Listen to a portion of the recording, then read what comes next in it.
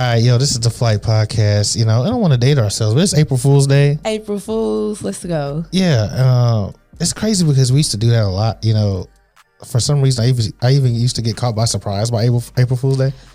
Yeah, I'm a prankster, so like I always remember that it's April 1st. So I tend to not get April Fools, I guess. Okay. But this morning, you could have got me because I didn't think nothing about it until I got on Facebook and saw somebody saying, "Don't be playing that April Fool's stuff." Right. So yeah, my wife could have got me this morning if she wanted to. She's real big on April Fools. So Don't be that person that. I mean, okay, April Fool's Day is cool and all, but don't do the thing where like it's life-changing news and then you're like, oh, I'm just playing. Like, oh yeah, like my favorite, the typicals. Oh, I'm pregnant. Oh, we broke up.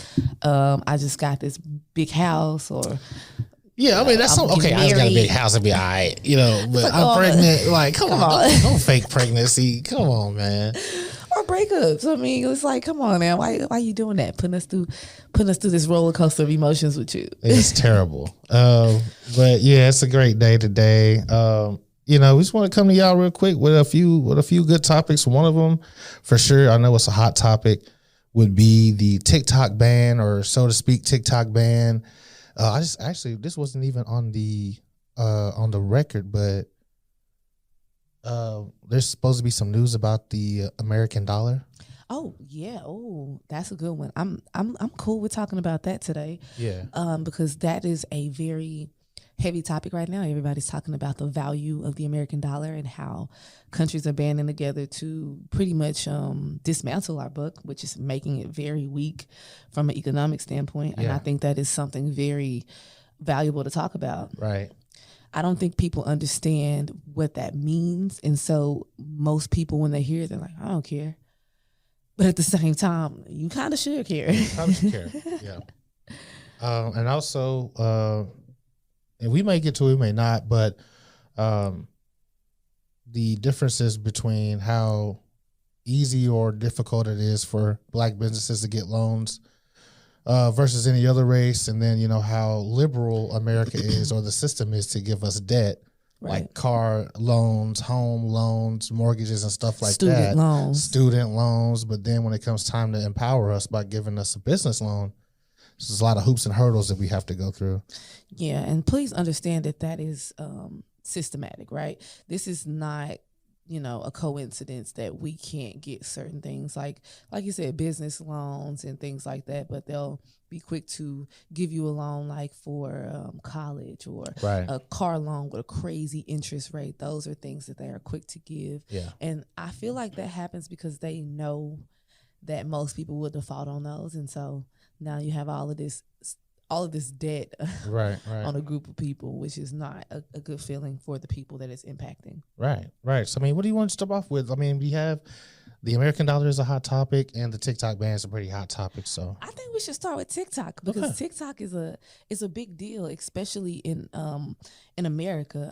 A lot of people learn from TikTok. TikTok is not just a, social entertainment platform. We get to see around the world, not just from a United States standpoint, but globally, we get to see what's going on. Mass media is controlled by, not us. Yeah, I'll just say that. Mass media is controlled by people who are not us, right? And so we are being shown a very limited picture of what's going on. And so with TikTok, it's like it's broadening your mind because it's showing you what's happening all around the world. For example, I don't know if you remember the TikTok I sent you where in, I think it was London, Paris maybe, where they were, or France, where they were. It's like 500,000 people on strike. Yeah, on strike. Like workers were like, nah, we're not dealing with that. Nah, we not retiring. And 64, I think they were trying to move the age to 64. And they was like, nah, we not doing that. We quit. Like, right. And honestly, I feel like they don't want us as Americans to see things like that, because it shows us how we can be super empowered. The systems fail when the people refuse.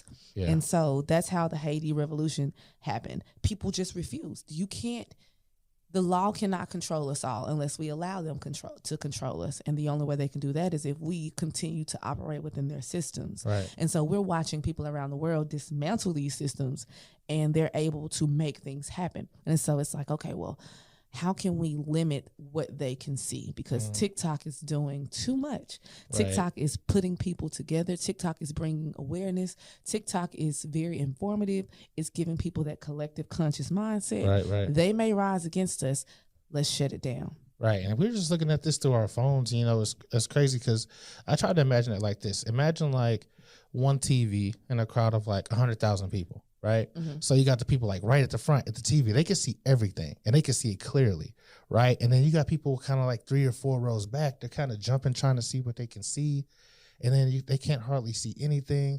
But really, the people in the back, they can't see anything. Right. So what the people in the back, which is technically us, all we're used to getting is the, you ever had that exercise where like, there's 100 people in the line, and then somebody starts a secret over here, and then they see how telephone. much it changes. It's called telephone. Yeah. And so the people in the back, that's how we're used to getting our news, Right. from everybody else. But through the line, it gets distorted, Right. into something completely different. But now with our cell phones, we're all able to get that close up view and actually get Right. to see what's actually going on. And I know that scares them, because did you hear some of the penalties of like having TikTok or something like that on your phone? Yeah, criminal penalties, absolutely. Like they treat you like a felon. Like I was watching a TikTok of a guy who pretty much broke down what is all included in the bill, and he talked about how if you were caught trying to utilize TikTok on a VPN, you were facing a minimum of 20 years and a fine of like $250,000. Yeah, it's like $250,000. Like crazy numbers.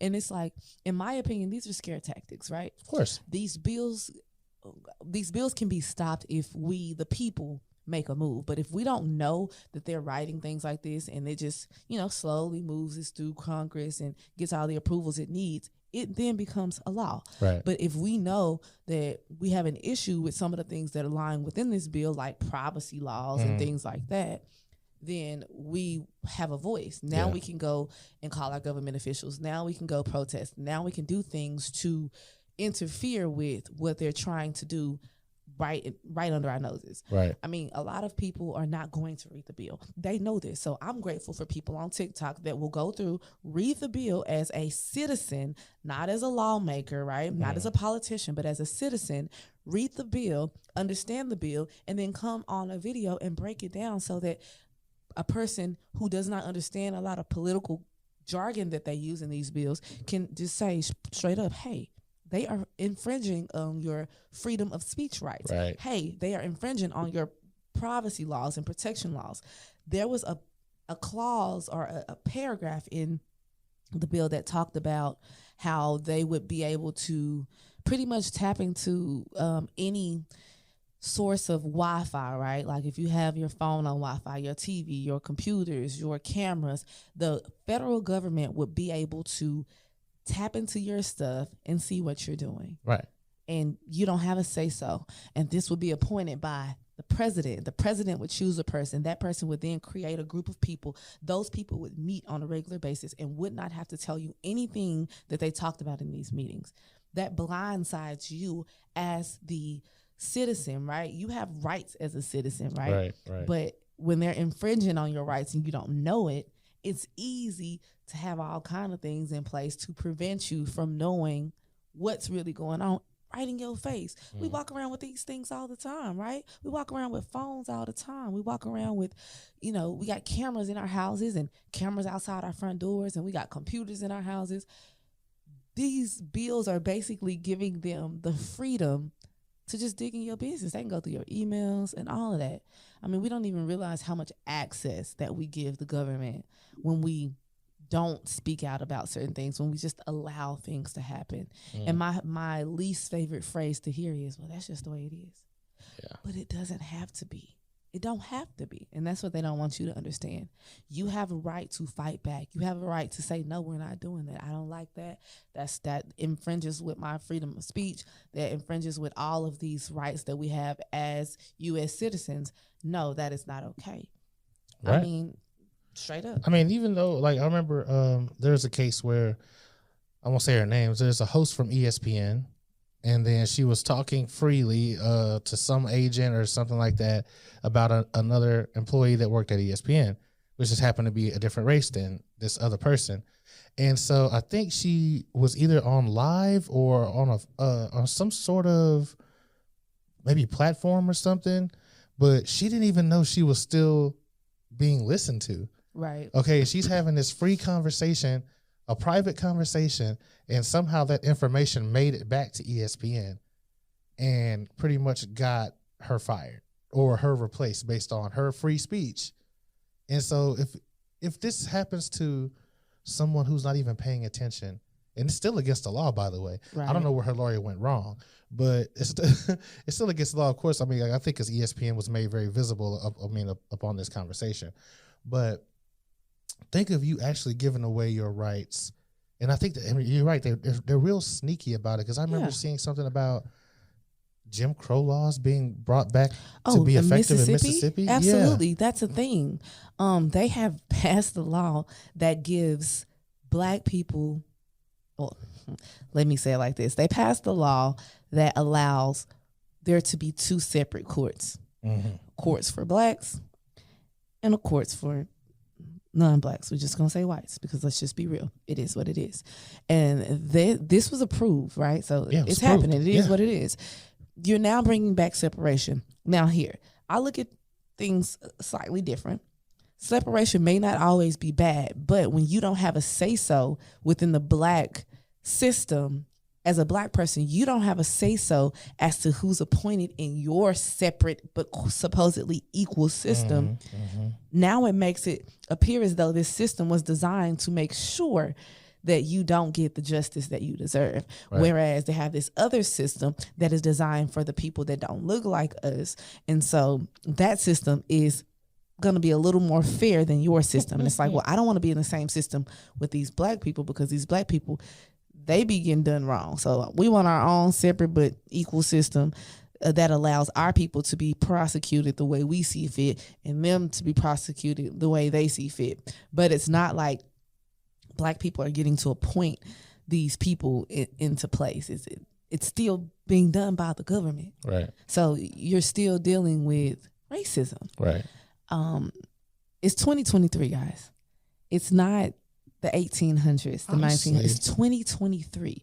This is wild. Honestly, to even be talking about Jim Crow. Yeah. At this point, the date doesn't even matter. I think that, and like I said, I found this out on TikTok. Again, information. It's a load of information. And so the people who seen that video, and I mean, there's speculation that TikTok takes down or suppresses the viewership for black creators, but I think some of these things make their way through because of, the sharing and all this.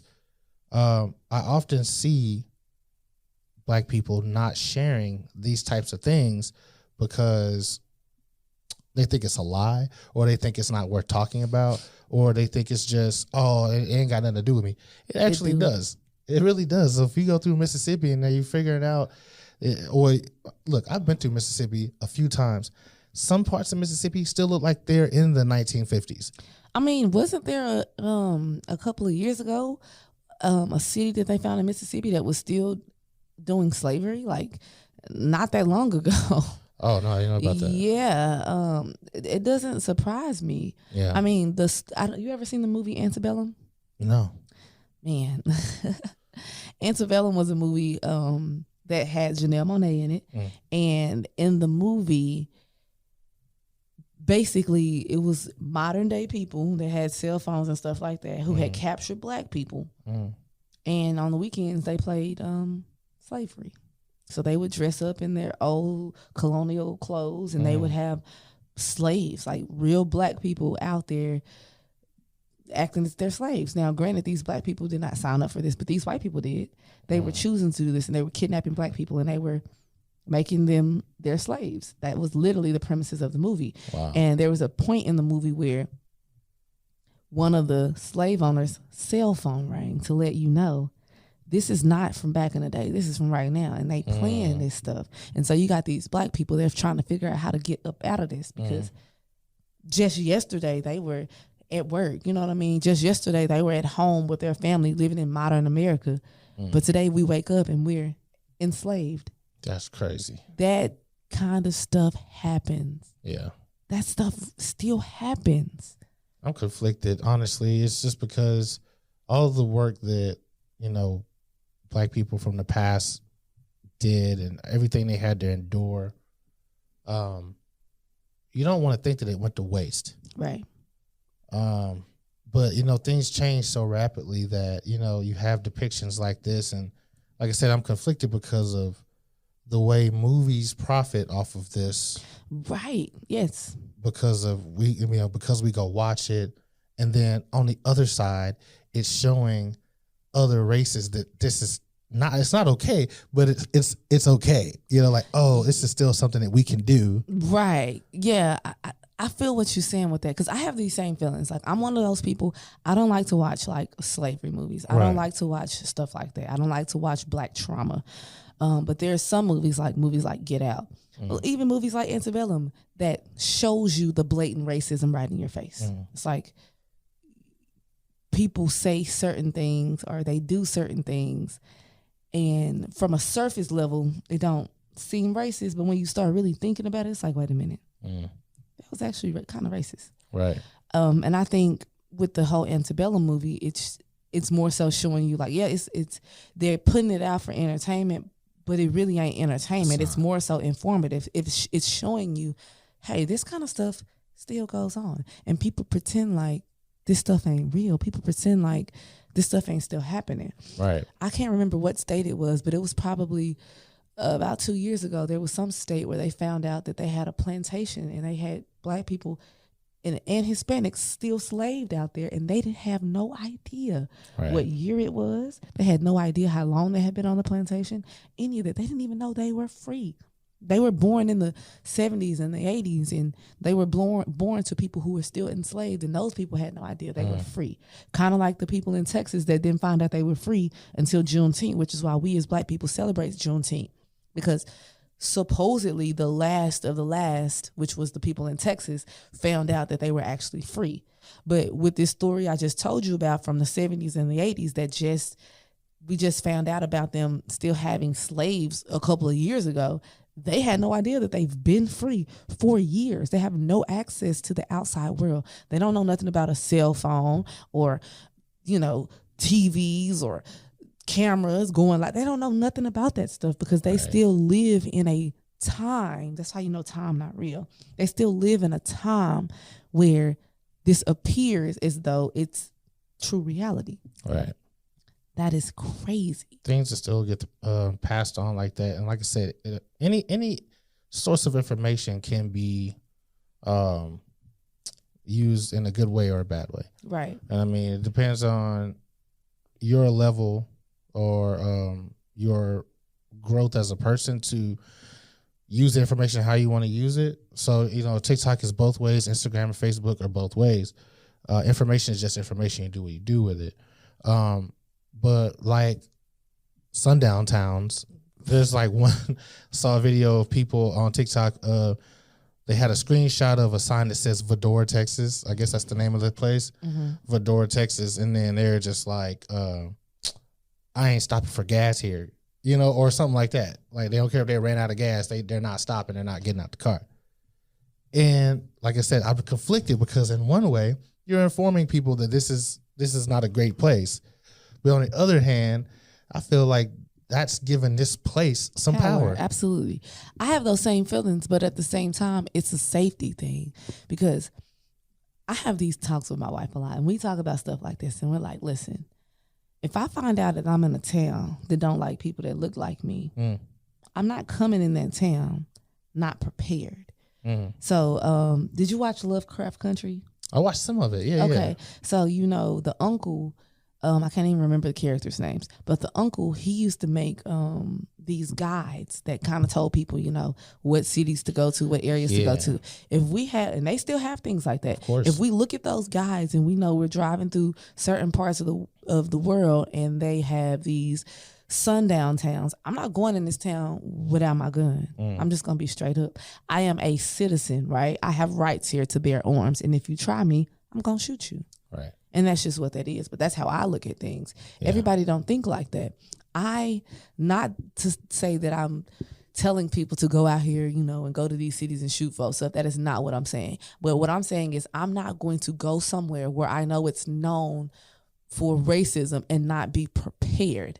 So if I'm driving and I got to go through Fedora and I know that they have these, certain laws or certain ideologies of what they feel like should happen in their town, I'm not going there if I don't got my stuff with me. I'm not going. Like, why would I give you the opportunity to even try to play with me like that? That's insane. There was a movie that I watched on Netflix, I think, and it was a mama and a son. I think it was a Black Mirror's episode. Oh, no. I think it was actually a movie. They were going through a town and they were being pretty much chased by a police officer because it was a sundown town, and this police officer was literally following them and was calling up ahead, telling other police officers and other people in the town to basically follow them. And it's like, why do y'all think that's okay? And what is this scare tactic that you're trying to use? Because one day those towns are going to run against the wrong kind of person and they're going to air it out. Just going to be real with you. Yeah. The wrong right kind of person going to come through there. They're not going to let you lynch them. They're not going to let you do none of that. They're going to be prepared. Right. And I hate to say it, but sometimes that's what it takes. It takes a wake me up. You think that you're going to play with me or play with my rights as a citizen here, play with my rights as a native here. You think that you controlling something. You are not bigger than me. You are not, your town ain't better than me. You can't tell me I can't be in your town. You need to get out of town. What are you talking about? Right. I don't care if you're the mayor of the town. As a city under the United States, you don't have a right to tell me I can't be in your town. And you definitely don't have the right to kill me, because that is still against the law. And you subscribe to these laws because you are a citizen here, period. So I think that a lot of these towns, they do these scare tactics, and you got these people who don't interact with Black people, and so they have these ideas that they can take us. Right. They can handle us. But again, you're going to run across the wrong person, and you're going to, if they say, you're going to F around and find out. Right. It really does hurt me. We talk about Mississippi, and this is the kind of things that, of course, like I said, other people died for.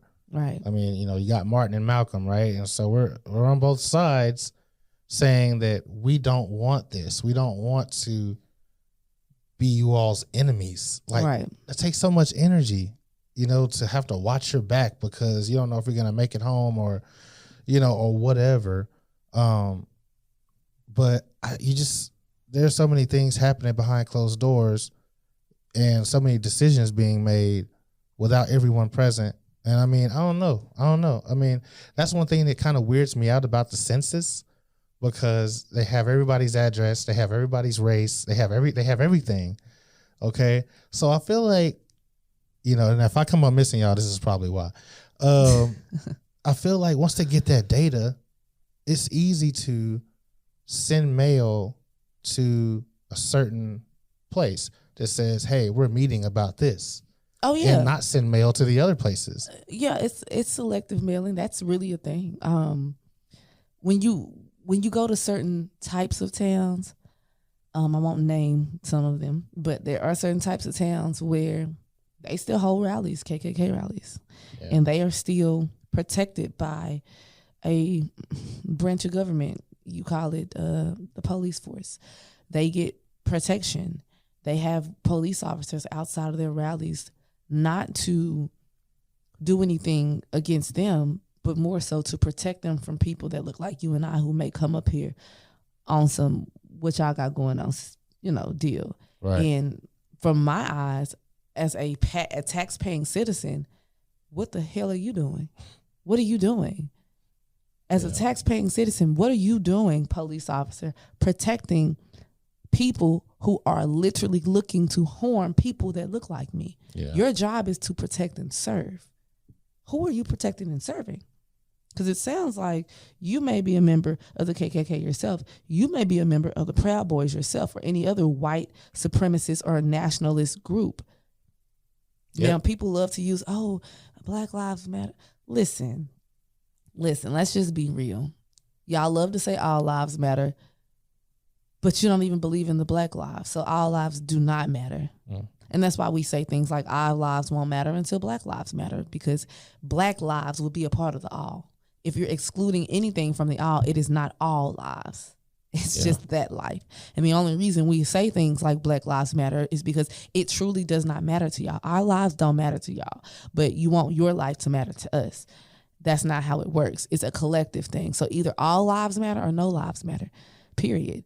You can't say, oh, white lives matter. There has not been a moment in history where your life did not matter. Because you're privileged. Yeah. From an American standpoint, there is not a moment in history where your life didn't matter. Not a moment. I mean, you really came over here and infringed upon a native group of people and made your life matter more. Their lives didn't matter when you were killing natives, when you went to Hawaii and took over a whole island and made it a part of your group of states. Those lives didn't matter. You got people like Mark Zuckerberg going over there and buying up all the freaking land. Their lives don't matter. Their customs don't matter.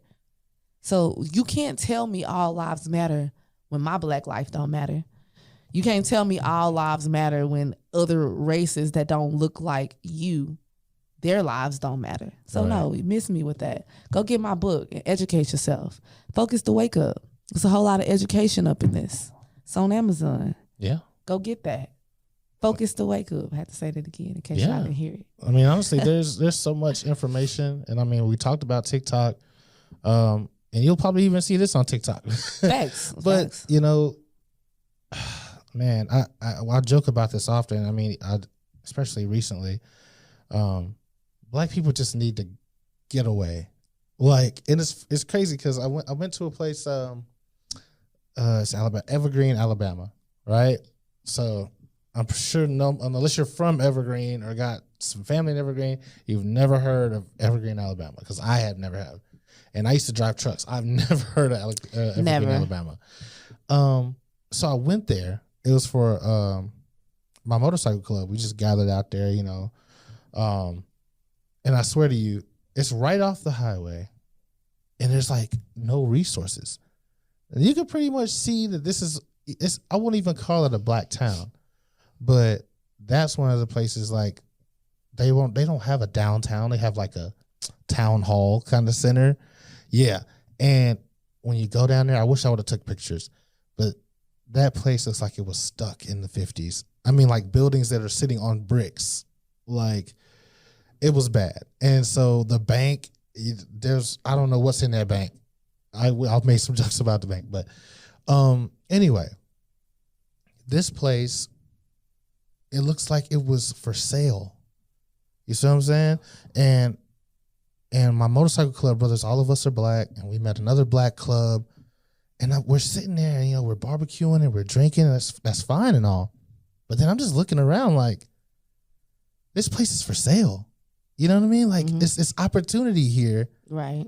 You know, and like I said, I love the fact that we were all getting together and talking to each other, but I think we overlooked it.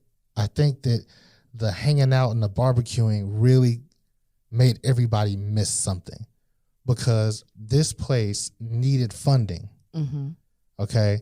And if we were to actually invest in something, and I know it's hard because, I mean, this actually goes into, you know, the Black business thing. I know it's hard to get funding because I read an article from Forbes. It was like, we don't have any assets.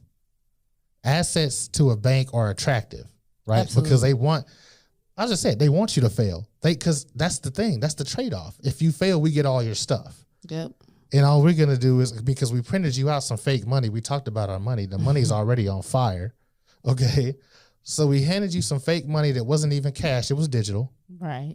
Okay. And then we want you to labor and give us real money because we gave you fake money. And then now, not only that, I want your assets. How much property do you own? Do you own a home? Like what? Your car's not an asset until you own it. Okay. And that's barely anything because it depreciates as soon as you drove it off the lot. Absolutely. But I looked at that place and I was just like, man, what could we possibly do? And especially you were talking about Jim Crow coming back. Just in any form of segregation, there has to be something that your ecosystem can thrive off of. And I mean, back in the day, we had doctors, dentists, you know, all that stuff in the places that we did have them before they were burned and bombed. But what do we do now with places like that and opportunities like that, especially when we can't get any support from the oppressors? We could talk about crowdfunding, which you already know how it is. I mean, I'm not trying to be negative, but there are some things that whenever black people go into business with other black people, they tend to be short-sighted. Everybody wants their money back right now or something like that. But let's talk about it. Let's talk about how black businesses are the one thing that can't get support from this country when they're willing to liberally and frivolously hand us any other type of debt. I look at it like this. Let's talk about Wall Street real quick. The Black Wall Street.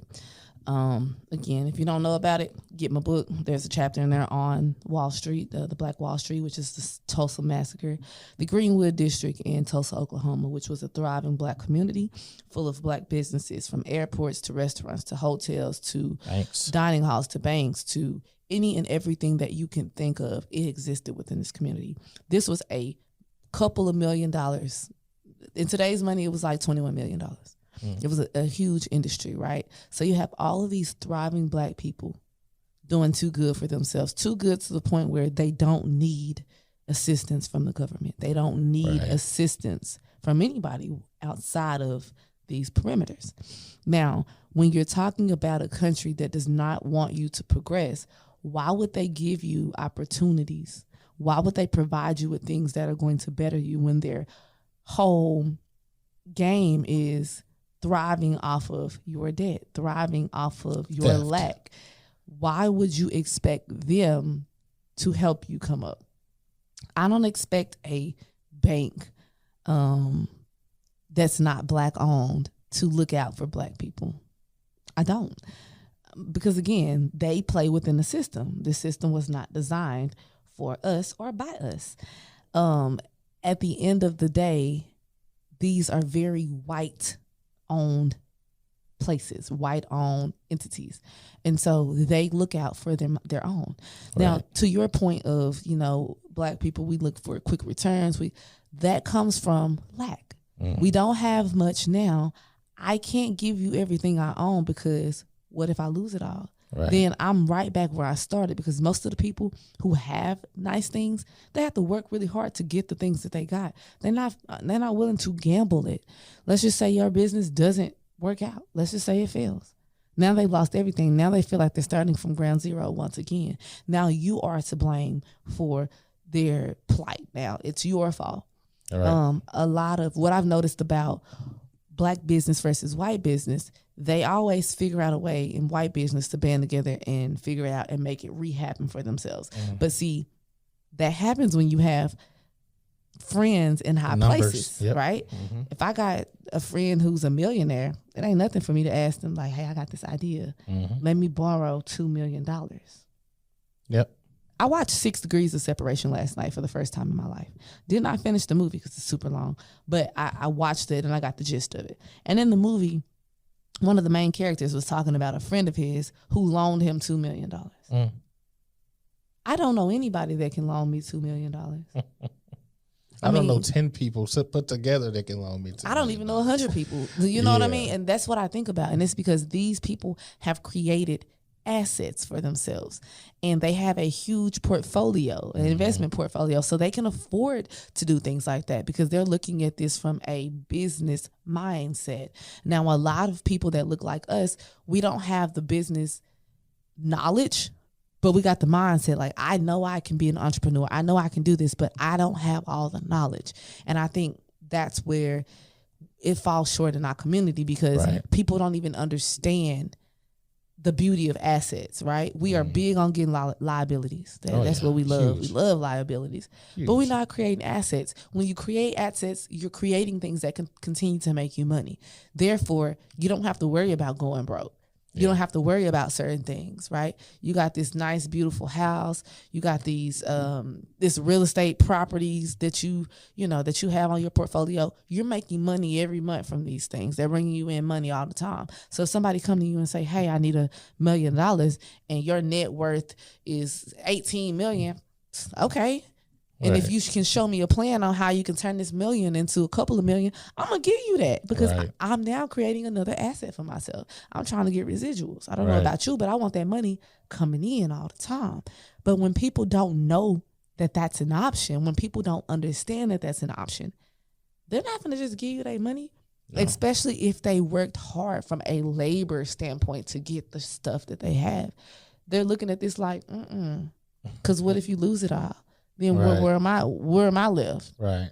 So I think a lot of this for the Black community boils down to the lack of knowledge, the lack of education on what it could be. Right. If I show you that I put $100 in a pot and 3 years from now, that $100 is now $100,000 and I didn't do nothing but put it in this pot, you're going to be asking me questions like, hey, you put 100 in there, I can put 500 in there. What's up? Right, exactly. But when you don't know that's a thing, when you don't understand how you can make your money work for you, you don't. Right. You're not going to take certain risks. You're not going to.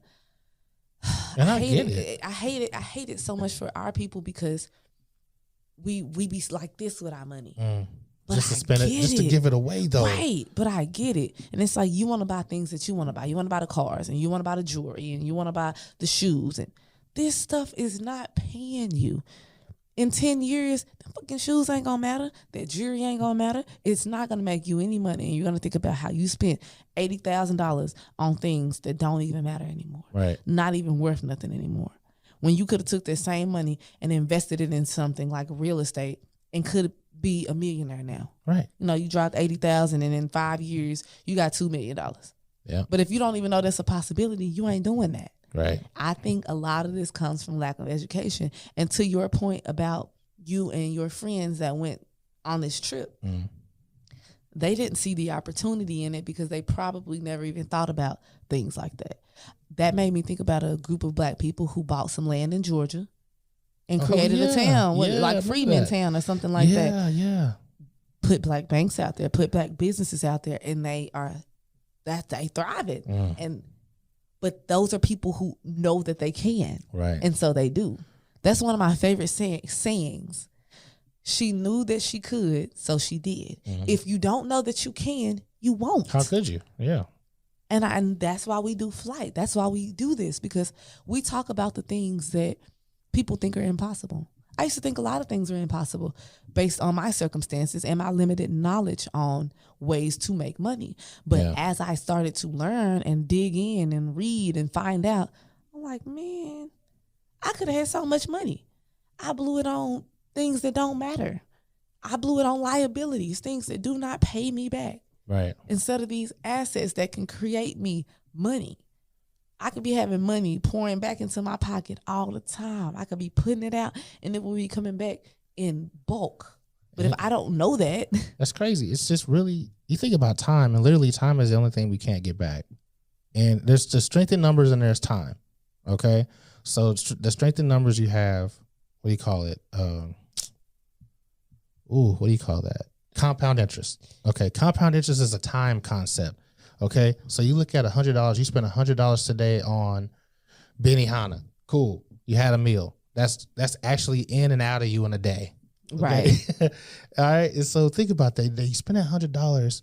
You give it to something that can grow. It don't even matter if you only make $10 that year from it. Right. But you got $110 now. Yep. Okay. That Benihana's didn't make you no money.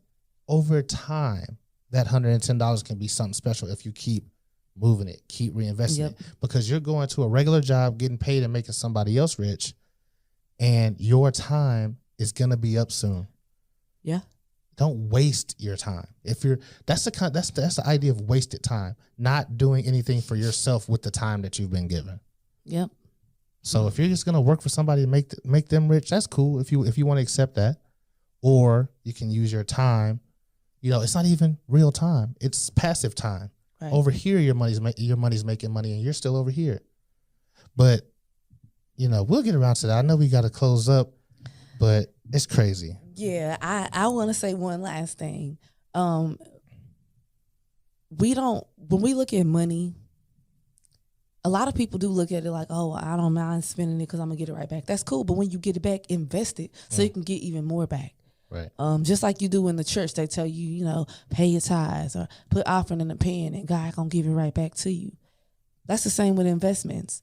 You put it into something worth something, because when you put your money in the offering pan, you believe that it's worth something. It's making a difference, right? Yeah. The same thing with investing. When you're putting your money into something, it's making a difference. But you're going to reap the benefits of that difference, right? Right. Like you were saying with the crowdfunding thing, you put money into this thing, you put money into certain things, it creates opportunities. But when you go in and you buy a meal, yeah, it gives you that satisfaction right now in your tummy. But as soon as you have your bowel movement and it's out, now you're thinking about, man, I shouldn't have spent that $100 on XYZ because now I don't got no groceries. So now I'm gonna have to figure out how to. And it's like, well, if you would have put that $100 into this mutual fund, look it up, put this money in this mutual fund, and then a year from now you look in this mutual fund and now you got a couple hundred or a couple thousand gains. Now you can take a couple hundred, $200-300 out, and now you can go buy that Benny Hunter and it'll feel good, and that money's still making money for you. These are the things that we are looking to talk about. We are going to bring people in for sure next season to talk about finances and ways to make money and ways to do a whole lot of things. I feel like that'll be beneficial because most of y'all ain't gonna read, and I get that. But hey, while you have access to TikTok, please utilize it. Look things up. The things that are not in these books, the things that are not on Google, look it up on look it up on TikTok. You will learn a lot. I learned a lot at TikTok University. 100%. I'm summa cum laude at TikTok University. 100%. But yeah, man, we love y'all, and this is just from our hearts, from our energy, always. And it's not a second wasted on this show. No, we're gonna use every second we got to make sure that y'all fighting like it's gonna happen today, because that's what we do every day, and every time we put this content out, we are seeing the vision. We're watching our vision come to life. This was just an idea a couple years ago, and now it's a reality. Exactly. So we're just saying that to show you that you too can have that same type of reality for yourself. So until next time, man, we'll see y'all. We out.